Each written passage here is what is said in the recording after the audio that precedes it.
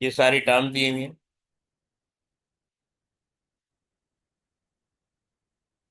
अच्छा, सबसे पहले इन्होंने वॉन न्यूमैन मॉडल के बारे में बताया हुआ है। ठीक है।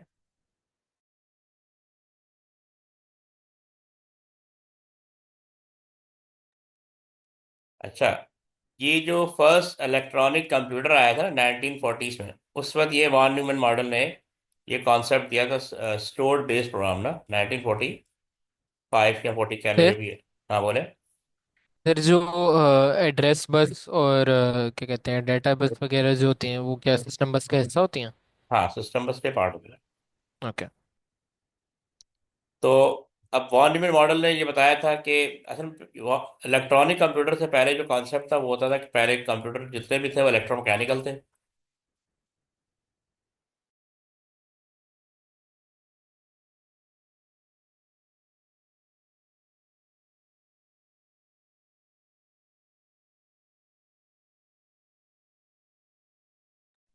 अच्छा, उसमें क्या होता था, पहले इनपुट होता था, प्रोसेस होता था, और आउटपुट। स्टोरेज का कॉन्सेप्ट नहीं था इलेक्ट्रॉनिक कंप्यूटर से पहले। तो जब इलेक्ट्रॉनिक कंप्यूटर बनाए गए, हालांकि उसका कॉन्सेप्ट चार्ल्स बाबेज ने दिया था लेकिन इम्प्लीमेंट नहीं कर पाया। ये इम्प्लीमेंटेशन हुई 1940 में। अब जैसे यहाँ लिखा हुआ है कि is a theoretical framework for designing and constructing general purpose computer. तो इसके बेसिक ये कुछ 5 कंपोनेंट किए मैंने। एक मेमोरी यूनिट, ये इसका कॉन्सेप्ट जो है ना, इसको इम्प्लीमेंट किया। कॉन्सेप्ट चार्ल्स बाबेज ने दिया था लेकिन इम्प्लीमेंट वॉन न्यूमैन ने किया। To store data and instruction, यानी 200 साल बाद, आफ्टर 200 ईयर्स। ये पहले से था, a processing unit to perform operation on the data. A control unit, ये पार्ट ऑफ प्रोसेसिंग यूनिट है, to coordinate and manage the execution of instruction. ठीक है। Input and output devices to interact with external world. A system bus to facilitate communication among the components. ये 5 component थे जो one model में implement किए गए। अब जैसे यहाँ दिया the morning model introduce the concept of storing both data and instruction in the same memory. ये पहले नहीं था। Space, enabling the creation of programmable computer that can execute different tasks by changing the instruction stored in memory। तो ये basically one Neumann model दिया हुआ था। जी, यहाँ पे किसी को परेशानी, ये सब क्लियर है? जी सर। जी। अच्छा, अब ये कह रहा है कि prior to von Neumann model early computer required continuous human intervention. ये जैसे आपको बता रहा था ना कि मैनुअली होता था, as they couldn't store program और डेटा। ठीक है, स्टोरेज नहीं थी। स्टोरेज का कॉन्सेप्ट चार्ल्स बाबेज ने दिया था 1700 में, लेकिन इम्प्लीमेंट नहीं कर पाया। 19 ईयर उसने वर्कआउट किया था लेकिन वो इम्प्लीमेंट नहीं कर पाया। ठीक है, लेकिन इम्प्लीमेंट हुआ 1940 में। अब ये ना von Neumann model contribution mid 1940 लिखा हुआ है, introduce the stored program concept which become a fundamental, a foundational computer architecture. अभी तक हम इसी को यूज कर रहे हैं। Key innovation include CPU invent किया, central unit as the main computing component. ये ऑटोमेटिकली काम करता था, पहले ह्यूमन इंटरवेंशन रिक्वायर्ड थी। अब processor with direct memory access for efficient data handling. Processor जो है वो डायरेक्ट मेमोरी से डेटा पिक करता है, इंस्ट्रक्शन पिक करता है, अकॉर्डिंग टू इंस्ट्रक्शन परफॉर्म करता है, फिर रिजल्ट स्टोर करता है। Memory capable of storing both program and data, eliminating the need for manual intervention. इस चीज़ को, ये बहुत बड़ी इन्वेंशन थी। Stored program containing instruction that could be executed sequentially. जितनी भी इंस्ट्रक्शन थी वो सीक्वेंस में रन होती थी। ठीक है, मेमोरी में स्टोर कर दी जाती थी। तो काफ़ी हार्ड वर्क था पहले कंप्यूटर को चलाना। यहाँ पे एक डायग्राम दी हुई है, आपकी बुक में दी हुई है, कि सीपीयू है, सीपीयू के 2 पार्ट हैं। ये आपका सीपीयू का मेन, ठीक है, तो सीपीयू, इसके साथ सिस्टम क्लॉक अटैच है। अच्छा, इसमें आगे इनकी डिटेल आएगी, एएलयू की और सीयू की। इनका अपना अपना रोल आएगा। जो एक्चुअल कैलकुलेशन होती है वो अरिथमेटिक लॉजिक यूनिट के अंदर होती है। कंट्रोल यूनिट जो है वो कंट्रोल करता है पूरे प्रोसेस को, सारे के साथ कोऑर्डिनेट करता है। ठीक है। और ये कुछ रजिस्टर्स हैं, स्मॉल मेमोरी यूनिट, जो पार्ट ऑफ सीपीयू होते हैं। इनकी डिटेल भी आगे आएगी, हर एक का अपना अपना रोल, पर हम डिस्कस करेंगे डिटेल के साथ। इनकी आपस में जो कम्युनिकेशन होती है वो बसेस के थ्रू होती है। एड्रेस बस है, ये एड्रेस को मूव करेगा। डेटा बस डेटा को होल्ड करेगी। और कंट्रोल बस जो इंस्ट्रक्ट जो भी सिग्नल, कंट्रोलिंग सिग्नल जो होते हैं, जिसके थ्रू कोऑर्डिनेट किया जाता है जब ऑल कंपोनेंट ऑफ कंप्यूटर, वो कंट्रोल बस के थ्रू जाएंगे। यहाँ पे भी एक वार्निंग मॉडल के बारे में दिया हुआ है। जैसे सीपीयू, सीपीयू के दो पार्ट है, कंट्रोल यूनिट और एएलयू। इनपुट होता है, इनपुट बेसिकली रैम के अंदर जाता है, और रैम से ही आउटपुट शो होता है। बट सीपीयू की अपनी जो मेमोरी है वो दे आर रजिस्टर्स, ये रजिस्टर्स है। हर एक का अपना अपना रोल है, हम ग्रेजुअली इसको डिस्कस करेंगे।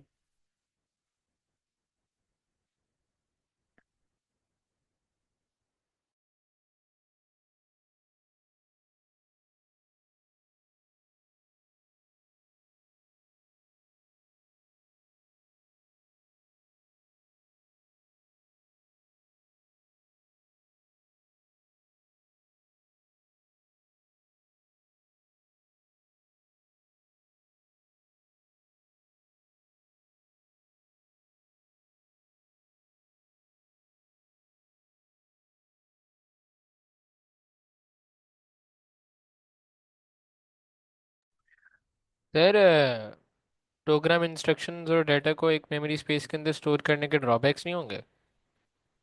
नहीं ना, आपका जो रैम है वो तीन चीज़ों को होल्ड करती है ना। अगर मैं इसका वो बनाऊँ, एक डायग्राम बनाता हूँ, उससे आपको आइडिया हो जाएगा। ये पेज जो सेगमेंटेड मेमोरी नहीं थी क्या? फुल मेमोरी थी जो शेयर हो रही थी बस उनके दरमियान। हाँ ना, ये तो देखो, जो नॉर्मली, ये मैं डायग्राम बना रहा हूँ, आप इसको देखें इससे।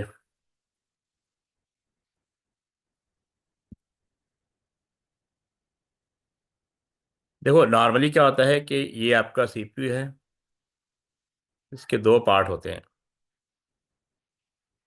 सीयू और एएलयू।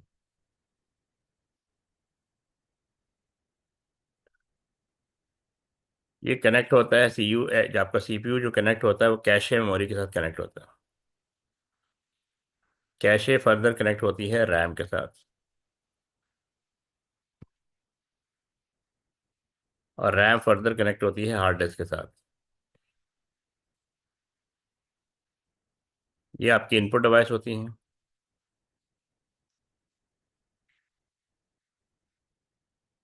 ये आपकी आउटपुट डिवाइस होती है। ये कंट्रोल सिग्नल है जिसके थ्रू पूरे सिस्टम कंट्रोल किया जाता है। सीपीयू रैम के साथ भी कनेक्ट होती है डायरेक्टली। ठीक है, तो ये कंट्रोल सिग्नल जो है, ये हर एक को जाता है कि ऑपरेशन परफॉर्म होने वाला है। इनपुट डिवाइस से डेटा हमेशा रैम में जाएगा। क्यों रैम में जाएगा? क्योंकि रैम होल्ड द प्रोग्राम। अच्छा, रैम के अंदर ओएस भी होल्ड होता है, एक पार्ट ओएस का होता है। जब आप प्रोग्राम ओपन करते हैं वो रैम में इस तरह ओपन हो जाता है, जितने बार ओपन करेंगे इस तरह ओपन होते चलेंगे। यानी कि रैम की बात करें, ये मैं रैम एड्रेस बना रहा हूँ। रैम का एक पार्ट ओएस ने कैप्चर किया होता है, जिसके थ्रू हम कंप्यूटर से इंटरेक्ट करते हैं। जब आप प्रोग्राम ओपन करते हैं तो वो एक पोर्शन पर रिजर्व कर लेता है। सेकंड प्रोग्राम ओपन करेंगे तो वो इस तरह रिजर्व करते रहे। And now RAM hold data, instruction and program. ठीक है, इसीलिए रैम जो जी। है हमेशा इनसफिशिएंट रहती है कि आप प्रोग्राम ओपन करते चले जाते हैं या फिल हो जाती है। ठीक है, इनपुट डिवाइस डेटा रैम में जाता है, this is RAM. So RAM always insufficient. तो इसमें तीन चीज़ें होती हैं। प्रोग्राम जो आपने ओपन किया हुआ है, जैसे वर्ड खोला हुआ है, जैसे वेब ब्राउजर ओपन किया हुआ है, उसी में आपका डेटा जा रहा है, क्योंकि आप डेटा वहीं से फीड करेंगे जो प्रोग्राम ओपन करेंगे। जैसे मैंने पावर पॉइंट ओपन किया हुआ है, मैं डेटा पावर पॉइंट के थ्रू दे रहा हूँ, इनपुट डिवाइस के थ्रू।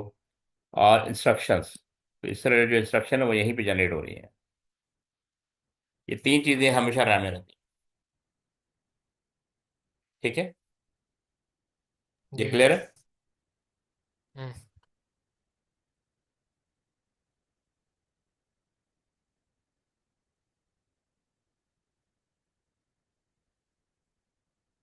अब यहाँ पे ये सीपीयू के बारे में डिटेल दी हुई है। एक तो इसमें रजिस्टर बेस्ड ऑपरेशन है, स्टोर्ड प्रोग्राम कॉन्सेप्ट है, और सीपीयू। इसको क्विकली गो थ्रू कर ले।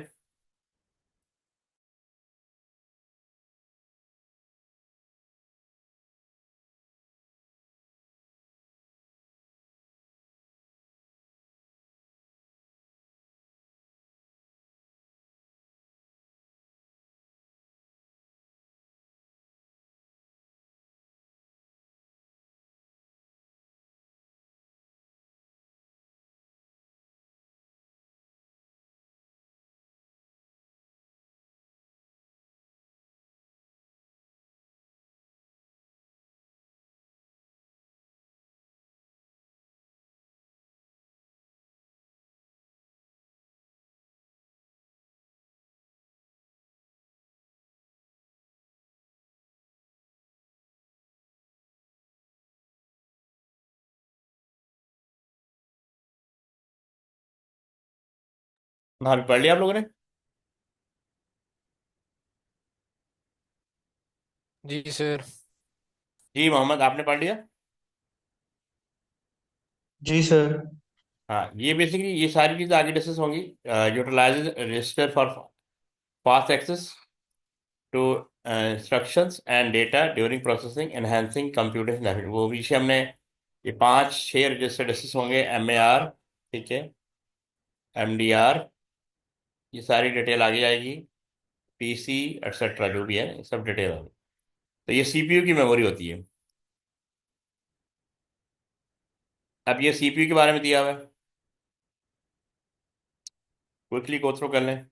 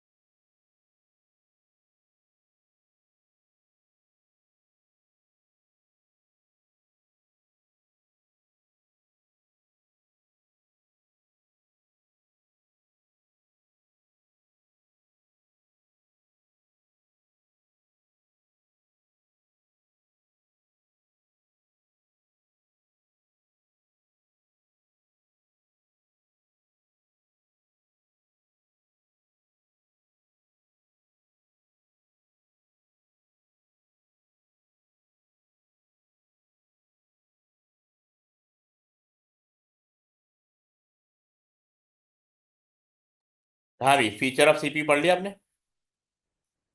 इसके अंदर दो पार्ट होते हैं, एक ALU होता है और एक CU होता है। तो ALU के बारे में आपको आइडिया होगा कि ये सारे अरिथमेटिक ऑपरेशन परफॉर्म करता है और लॉजिकल ऑपरेशन। ठीक है, क्लियर है?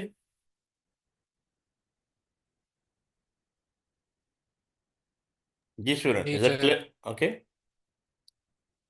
हाँ जी, क्लियर है आपको?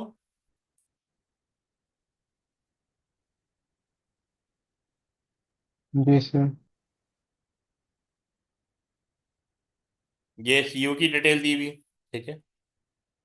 इसमें जो मेन टास्क हम डिस्कस करेंगे वो फैच, डिकोड, ये दो इंपॉर्टेंट टास्क हैं, अभी आगे जाके डिस्कस करेंगे। तो CU का काम क्या होता है? To control the to control the whole operation of computer.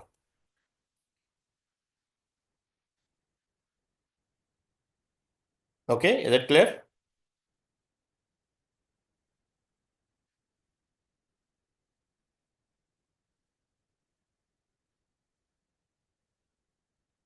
जी।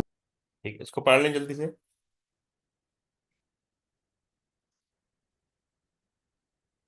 ये दोनों टास्क अभी आगे जाके डिस्कस करेंगे।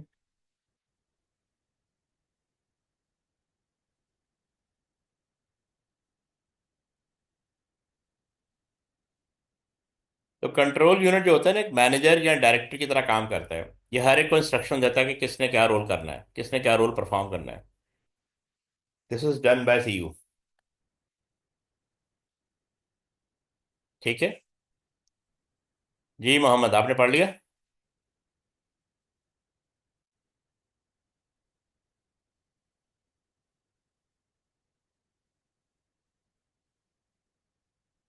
Should I move to sir एक नेक्स्ट? मिनट। हाँ।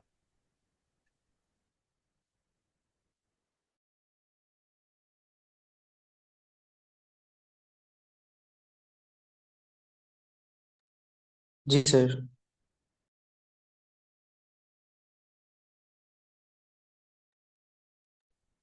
ये जी सर, फर्दर, पढ़ लिया। ठीक है, अब ये फर्दर कंट्रोल यूनिट के बारे में दिया हुआ है कि कंट्रोल यूनिट क्या करता है, instruct other component on what to do during operation. ये मैंने आपको बताया पूरे ऑपरेशन कंट्रोल करता है ये। Utilize the current instruction register CIR and program counter. ये इनकी अपनी वर्किंग अभी आगे आएगी, CIR और program counter as part of its function. ठीक है, जनरेटिंग टाइमिंग सिग्नल, वो जो क्लॉक देखा था ना, सिस्टम क्लॉक, तो ये सबको टाइमिंग भेजता है भी इस टाइम पे सिस्टम परफॉर्म करेगा। टू मेंटेन सिंक्रोनाइजेशन, सिंक्रोनाइज का मतलब होता है same, at the same time, and coordination of action across the system. ये देख लें।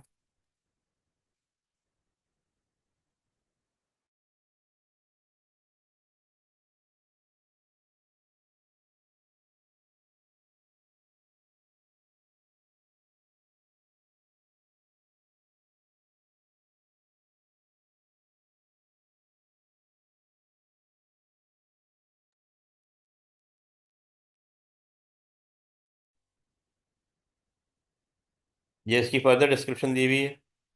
ये क्या करता है, direct and coordinate the various part of the computer system, control the operation within the computer system, fetch computer instruction from memory. Fetch का मतलब होता है get instruction from memory, decode each instruction to determine the required action.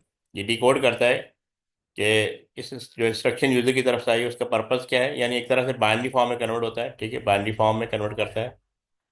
Execute the D code instruction. फिर क्या RAM से क्या high level language में instruction आती है जो उसे डिकोड करने की ज़रूरत पड़ती है? हाँ, हाई लेवल में आती है ना। डी कोड का मतलब ये भी है ना कि पर्पस क्या है, इंस्ट्रक्शन का पर्पस क्या है। यानी जैसे मैंने कहा कि 2 नंबर ऐड कर दो ना, तो प्लस, अब ये प्लस करने वाला काम तो ALU करेगा ना। ठीक है, लेकिन प्लस करना है ये बताएगा डी कोड और CU। ठीक है ना, माइनस करना है ये ALU करेगा, लेकिन माइनस करने को डी कोड करने का काम कंट्रोल यूनिट का काम है। कंट्रोल यूनिट ALU को बताएगा कि उसने प्लस करना है, माइनस करना है, डिवाइड करना है, क्या करना है। सही है ना, यहाँ पे लिखा ना execute the D code instruction, पहले एग्जीक्यूट करवाता है हम्म। जितनी भी डी कोड इंस्ट्रक्शन हो। ठीक है ना, decode the each instruction to determine the required action. Action क्या करना है भाई, प्लस करना है, क्योंकि सारा काम ALU में ही होता है ना, कन्वर्जन वाला काम ALU। और भी बहुत सारे कंपोनेंट कंप्यूटर होते हैं, वो सारे इसके साथ इन्वॉल्व होते हैं ना, सबको डायरेक्शन इसने देनी होती है। हम्म। अब ये सिस्टम क्लॉक आ गया, क्योंकि कंप्यूटर की स्पीड को सिस्टम क्लॉक से ही मेजर किया जाता है। Every computer contain a CPU which execute instruction. The CPU require a system clock to function effectively. यानी इसको पता होना चाहिए कि मैंने किस टाइम पे कौन सा काम करना है। The system clock is an internal clock that regulate the rate at which CPU execute instruction. अब इसका मतलब यहाँ पे स्पीड डिटरमिन हो रही है। आप लोग को पता है कि क्या कहते हैं, जो CPU होता है उसकी स्पीड हर्ट्स में होती है। हर्ट्स का मतलब क्या है, किसी को आइडिया है? जी फजल, आप बताएं, हर्ट्स का मतलब क्या है। सर हर्ट्स तो फ्रीक्वेंसी होती है। हाँ, फ्रिक्वेंसी, यानी फ्रिक्वेंसी का यूनिट है ना ये। हम्म। फ्रिक्वेंसी का बेसिक यूनिट है साइकिल पर सेकंड। फ्रिक्वेंसी का मतलब क्या है, साइकिल हम्म। पर सेकंड। तो ये यही होता है ना फ्रिक्वेंसी, तो हम वेव्स की फॉर्म में मेजर करते हैं। तो साइकिल पर सेकंड का मतलब कि यहाँ से लेकर यहाँ तक कितना टाइम लगेगा इसको। ये होता है या ये होता है, ये होता है ना। फिर ये तो वेवलेंथ होती है। हाँ, वेवलेंथ होती है ना, तो फ्रिक्वेंसी को कैसे मेजर करते हैं, वेवलेंथ से करते हैं। अ, साइकिल पर सेकंड इसी तरह मेजर होगा ना, यहाँ से लेकर यहाँ तक 1 सेकंड में। साइकिल पर सेकंड का मतलब है कि आप एक जगह से शुरू में दूसरी जगह पे कहाँ पहुंचे हैं। तो बेसिकली इसकी जो इस साइकिल परसेंट का मतलब होता है कि अगर कंप्यूटर एक इंस्ट्रक्शन को 1 सेकंड में प्रोसेस करता है तो हम कहते हैं कंप्यूटर स्पीड 1 हर्ट्ज है ना। अगर, तो अगर हम कहें, अगर एक प्रोसेसर एक इंस्ट्रक्शन 1 सेकंड प्रोसेस करे तो आपकी कंप्यूटर स्पीड कितनी होगी, 1 हर्ट्ज। ये बात क्लियर है?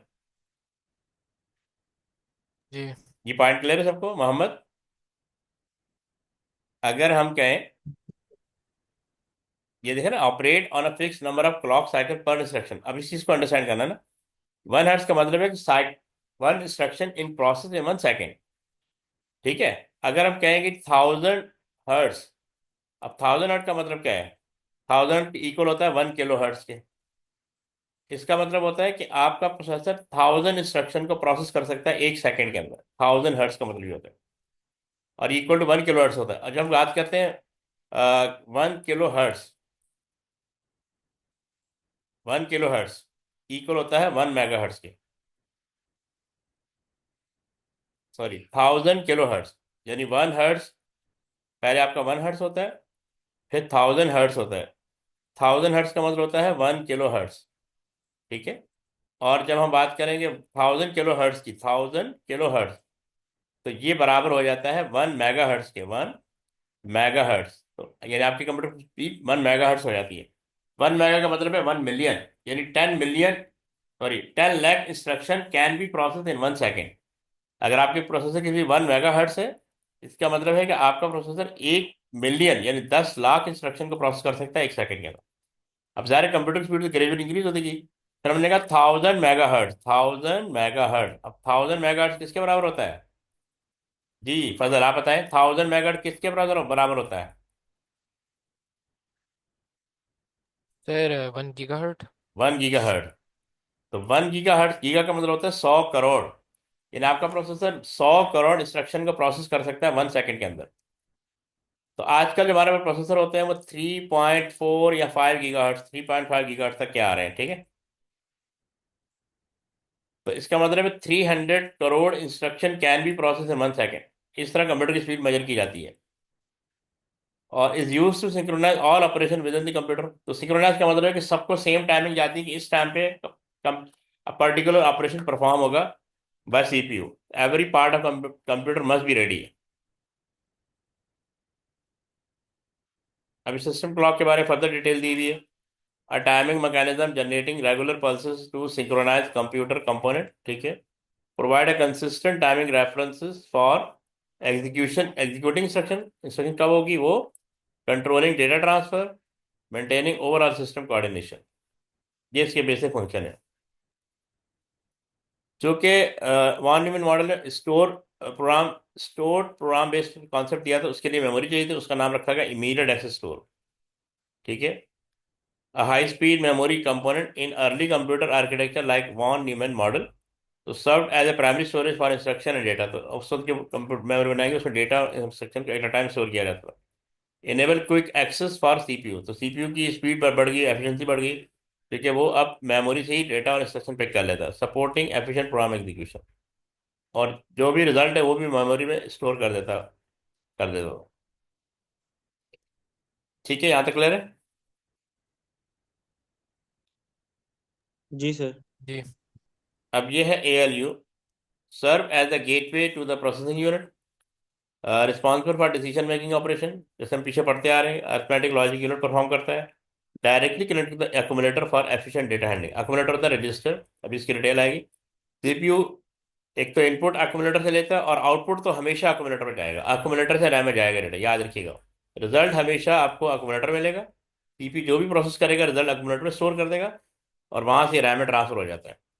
अब रैम से हमें नजर आ रहा होता है।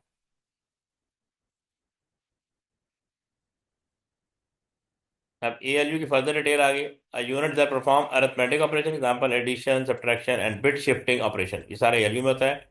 एग्जीक्यूट लॉजिकल ऑपरेशन एंड और design specifically for integer calculation. Operand, operand कहते हैं जिस पे ऑपरेशन परफॉर्म हो, the part of computer instruction that specify data to be process. Operand में डेटा भी आता है, ठीक है, यानी वैल्यू, याद रखिएगा, और एड्रेस भी आता है, एड्रेस। तो ये दोनों चीजें पार्ट ऑफ ऑपरेंड। ऑपकोड का मतलब है particular operation, the instruction that is executed by CPU, यानी प्लस करना है, माइनस करना है, डिवाइड करना है, वो ऑपकोड का पार्ट होता है। जी यहाँ तक क्लियर है सबको? जी सर।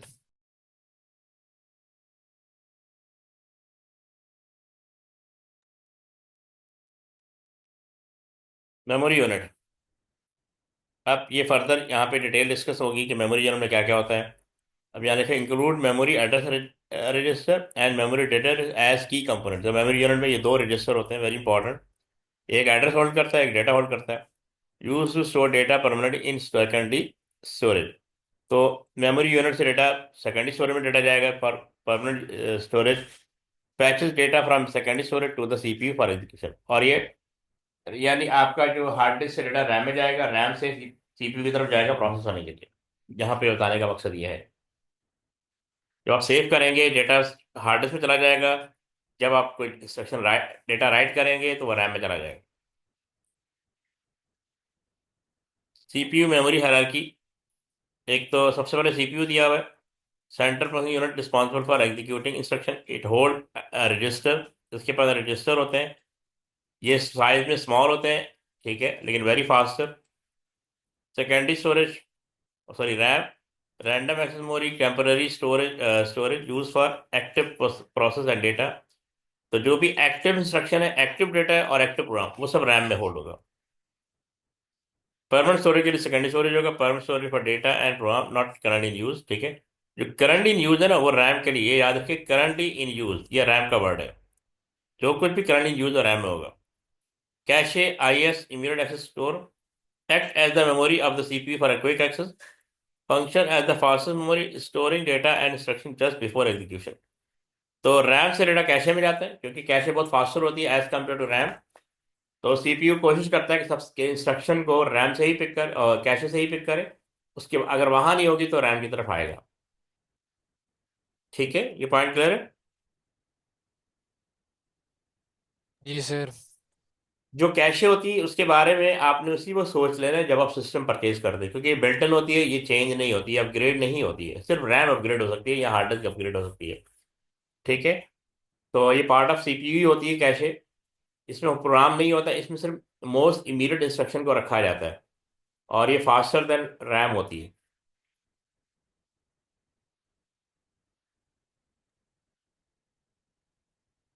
इसको एक दफ़ा पढ़ लें, फिर मैं बताता हूँ इसकी डिटेल। CPU overview.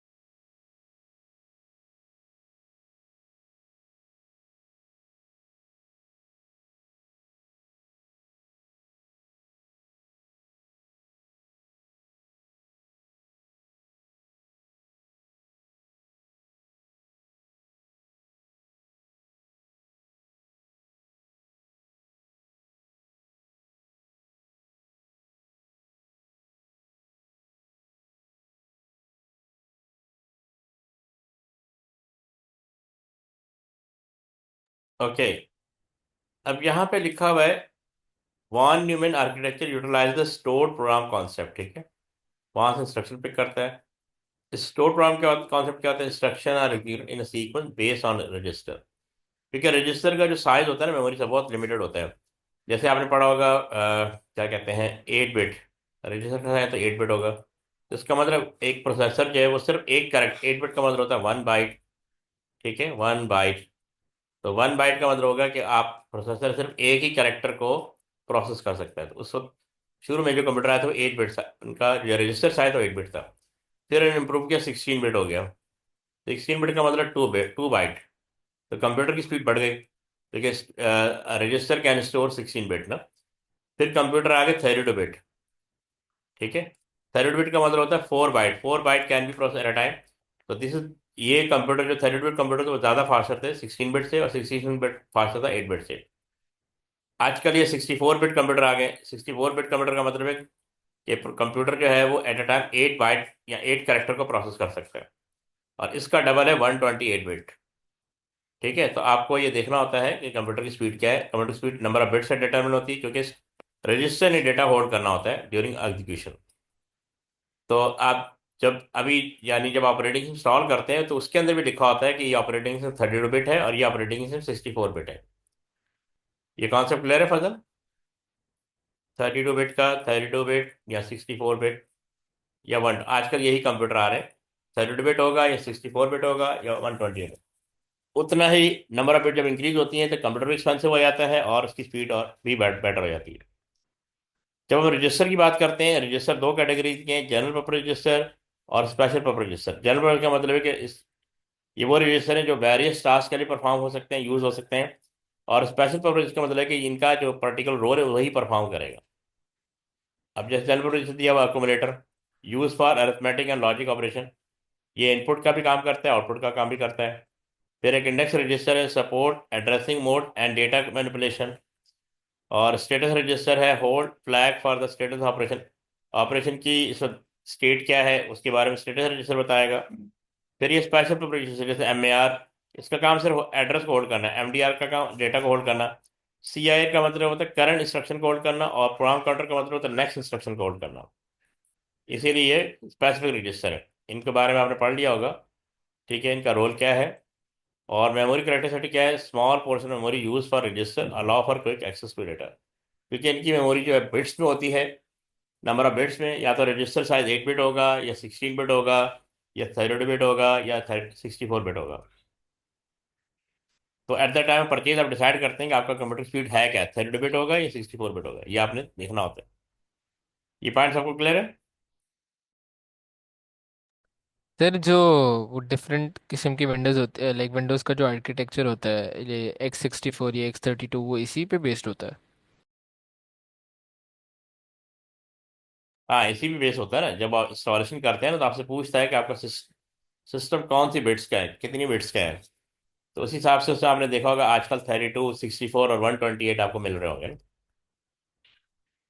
क्योंकि अगर आपका कंप्यूटर 32 बिट हुआ और आपने 64 बिट ओएस इंस्टॉल कर लिया तो वो नहीं चलेगा ना।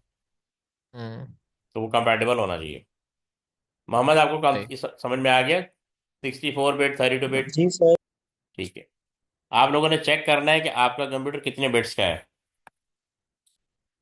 सर मेरा तो 64 बिट्स का। सही है। ओके। अब रजिस्टर के बारे में फर्दर डिटेल दी हुई है यहाँ पे। रजिस्टर क्या होता है, small piece of memory within the processor for temporary storage data that is about to be process और हैज बीन प्रोसेस। तो ड्यूरिंग प्रोग्राम एग्जीक्यूशन रजिस्टर का बड़ा इंपॉर्टेंट रोल होता है। ठीक है। अगेन वही के जनरल पर्पज रजिस्टर होते हैं, hold temporary data during various operation और use for general computation and data manipulation, पीछे लिस्ट देख ली थी हमने। और स्पेशल पर्पज रजिस्टर क्या है, hold the status of program और specific control information, include registers such as program counter and status register that manage execution flow and system state।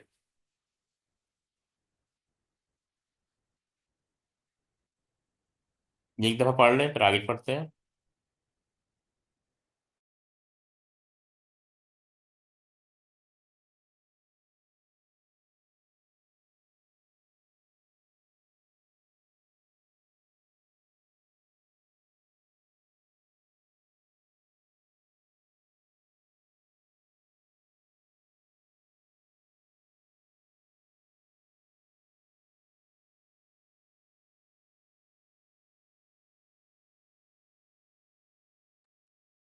जी, पढ़ लिया आप लोगों ने।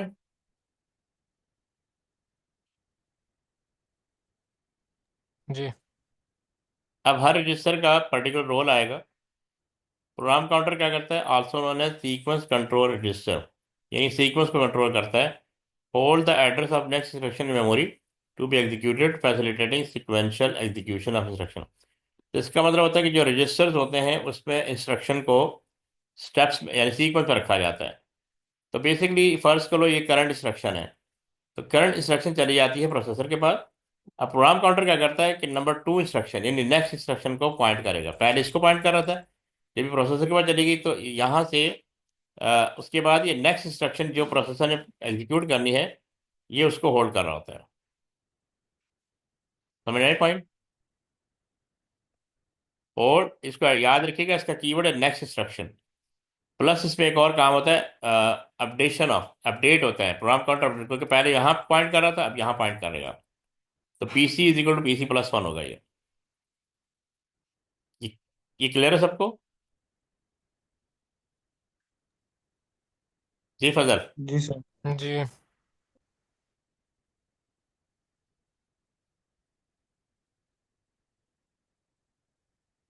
अब जैसे यहाँ दिया हुआ है, the PC is a crucial in the instruction cycle as it determine which instruction will be fetched and executed. तो इसके पास पूरा सीक्वेंस ऑफ इंस्ट्रक्शन होता है, सिक्वेंशियल एग्जीक्यूशन होता है, the PC increment after फैचिंग and instruction.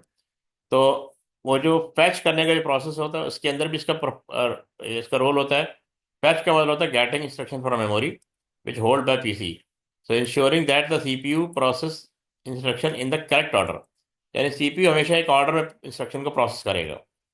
Memory content क्या है? Various types of data are stored in memory address including string example name like Fatima and Akasha and numerical value example 11 and 17. So each address holds specific content that the CPU can access and manipulate during program execution. अब यहाँ पे summary लिखी हुई, the program counter plays a pivotal role in managing the flow of instruction in the CPU by holding address of the next instruction to be executed. This functionality is essential for maintaining the correct sequence of operation, as illustrated by diverse data you stored in the memory address following the PC. अगर ये point नहीं करेगा तो CPU कभी नहीं पता लगेगा कि उसने कौन सी इंस्ट्रक्शन में काम करना है। इसीलिए पूरे ऑर्डर को मेंटेन करता है ये। करंट इंस्ट्रक्शन हमेशा प्रोसेसर के पास होगी जिस पर वर्कआउट करेगा, इसके बाद जिस इंस्ट्रक्शन को प्रोसेस करना है उसको होल्ड करता है प्रोग्राम काउंटर। तो करंट इंस्ट्रक्शन जिस पे प्रोसेसर काम कर रहा होता है वो CIR, एक और रजिस्टर है CIR, करंट इंस्ट्रक्शन वो होल्ड कर रहा होता है। ठीक है, तो next instruction hold by program counter, current instruction hold by CIR।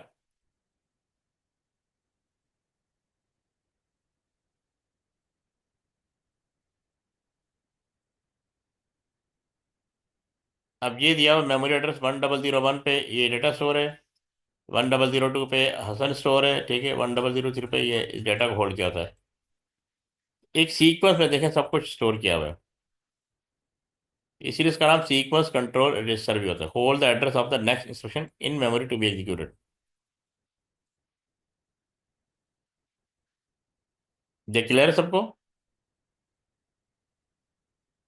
Ji sir. हम्म, ये पढ़ लें ज़रा, ऑलरेडी डिस्कस हो गया, थोड़ा सा फर्दर डिटेल आ गई।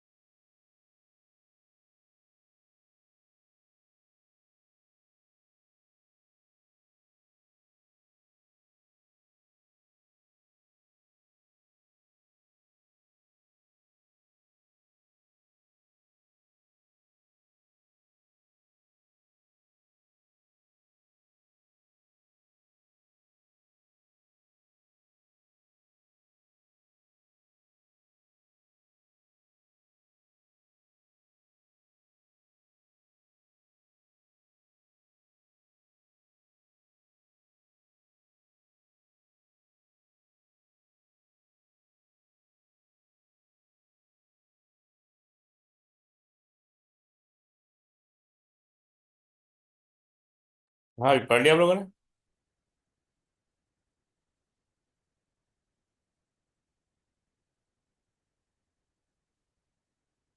Should I move to next next slide? Yes sir. ठीक है, अब यहाँ पे current instruction and memory address के बारे में दिया हुआ है कि करंट इंस्ट्रक्शन आपको मैंने बताया CIR, जिस इंस्ट्रक्शन पे प्रोसेसर वर्कआउट करेगा उसको होल्ड करेगा CIR, current instruction register. Hold the instruction that is currently being executed by the CPU। This register allow the processor to decode and execute the instruction as part of the instruction cycle. तो instruction cycle में वो तीन steps आते हैं, fetch, decode और execute cycle. Fetch, decode and execute cycle. तो यहाँ पे जो काम हो रहा था वो बेसिकली हो रहा था डिकोड का और एग्जीक्यूट का। ठीक है, फैच का जो पार्ट हो रहा था उस प्रोग्राम काउंटर होल्ड कर रहा था, फैच का जो सीक्वेंस होता है। MAR है next register, the memory address register responsible for holding the address of the next instruction और डेटा टू बी एग्जीक्यूटेड और होल्ड। तो अब जो एड्रेस मूव होगा किसी पर्टिकुलर डेटा के बारे में उसको होल्ड करता है MAR। तो आप यूँ समझ रहे, अब ये आगे सीक्वेंस आएगा, पीसी से कंटेंट चला जाता है एमएआर के पास। ये याद रखिएगा, एमएआर से कंटेंट चला जाता है एमडीआर के पास, एमडीआर की डिटेल आगे आएगी, और एमडीआईआर से चला जाता है सीआईआर की तरफ, और सीआईआर होल्ड कर रहा की तरफ चला जाता है प्रोसेसर। उसके प्रोसेसर पिक करके प्रोसेस चला करें। ये सीक्वेंस होते हैं।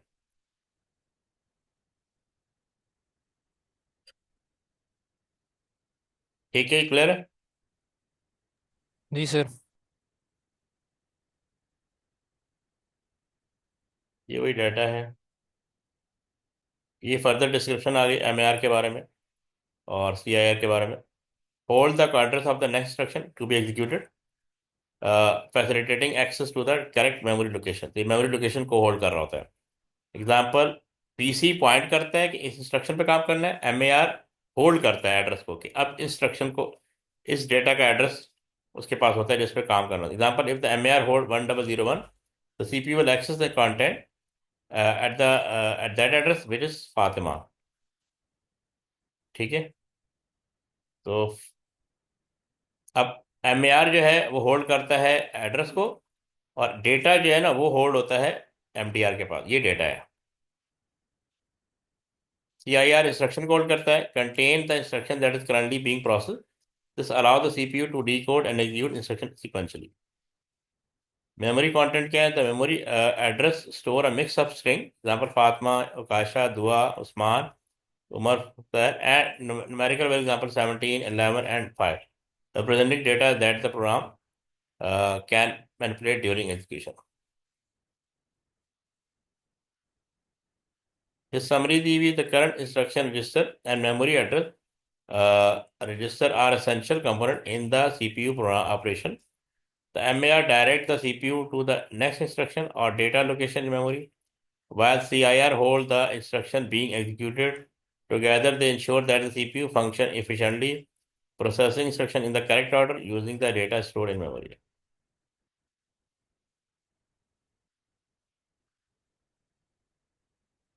ठीक है।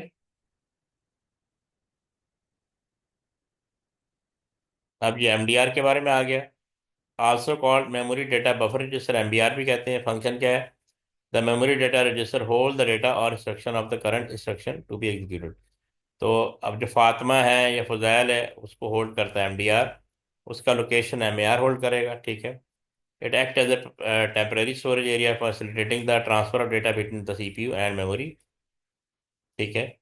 डिस्क्रिप्शन दी हुई है, the MDR is crucial for the CPU operation as it ensure that correct data is fetched from memory for processing, or that the correct data is written back to memory after execution. तो MDR से ही आगे move कर जाता है। when the CPU retrieve an instruction or data from memory, it is stored in the MDR before being processed by the arithmetic logic unit or executed. तो MDR hold कर रहा होता है उस डेटा को जिसको फर्दर वर्कआउट करना है। This register provide a buffer that allow the CPU to read from and return to memory efficiently, reducing wait time and improving overall performance. तो ये बफर वाला काम कर रहा होता है। ठीक है। ये होल्ड कर लेता है डेटा उस वक्त तक जब तक प्रोसेसर फ्री ना हो जाए, तब तक ये होल्ड करके रखेगा।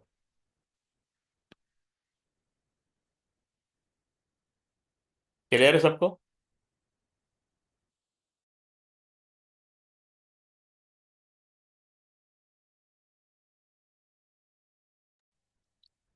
सर मेरी अभी फिजिक्स की क्लास है तो ठीक मैं क्या ठीक जा सकता हूँ? ठीक है। ठीक। ठीक है, अल्लाह हाफ़िज़।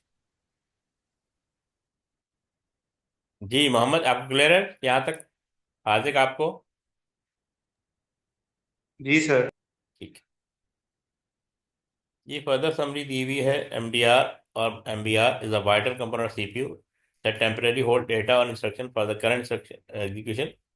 So it serves a bridge between the CPU and memory, ensuring smooth and efficient data transfer during the instruction cycle. तो एक ब्रिज का काम कर रहा है मेमोरी के दरमियान और सीपीयू के दरमियान। ये कुछ फर्दर ओवरव्यू दिया। एमएआर क्या करता है? Hold the address of the next instruction to be executed. ये एड्रेस होल्ड करता है। ठीक है। प्रोग्राम काउंटर क्या करता है? Keep track of the address of the next instruction in the execution sequence. ये मेमोरी कंटेंट दिया हुआ है, और ये इसको होल्ड करेगा एमडीआर और इसको होल्ड करेगा एमएआर। ये याद रखिएगा।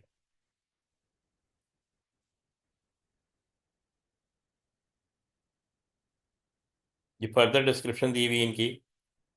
If the MAR hold 1001, the CPU will fetch from the content will fetch the content at that address, which is Fatima. This address point to the next instruction or data the CPU will execute. Program counter कहता है the PC indicates the next instruction fetch. For example, if the PC hold 1001, the next instruction to be executed will found at the memory address which contain Fukasha.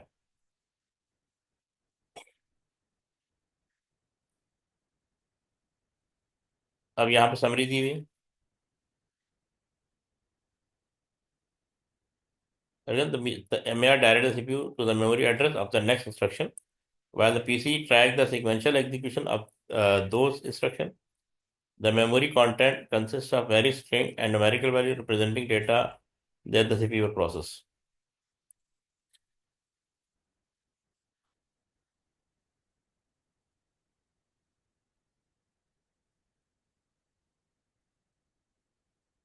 उसके बाद ये CIR के बारे में दिया हुआ है। इसको इंस्ट्रक्शन रजिस्टर भी कहते हैं। All the instruction currently being decoded and executed by the CPU. जिस इंस्ट्रक्शन पे प्रोसेसर काम कर रहा है उसको ये होल्ड कर रहा होता है। Location cycle central to the instruction cycle, temporarily storing fetch instruction. Process क्या है? Receive instruction from memory via the MDR. Store the instruction as it is decoded into control signal. Add execution by allowing the CPU to accurately interpret the instruction. Significance क्या है? Essential for correct sequential processing of instruction within CPU. तो ये पूरा sequence को maintain करके रखते हैं, इसलिए इसको sequence based instruction cycle register भी कहते हैं। सीक्वेंस को मेंटेन करने वाला रजिस्टर। ठीक है, यहाँ तक क्लियर है? जी सर। तो यहाँ तक काफ़ी है। नेक्स्ट क्लास में कंटिन्यू करते हैं इंशाल्लाह। ठीक है, जी सर। ओके, अल्लाह हाफिज़।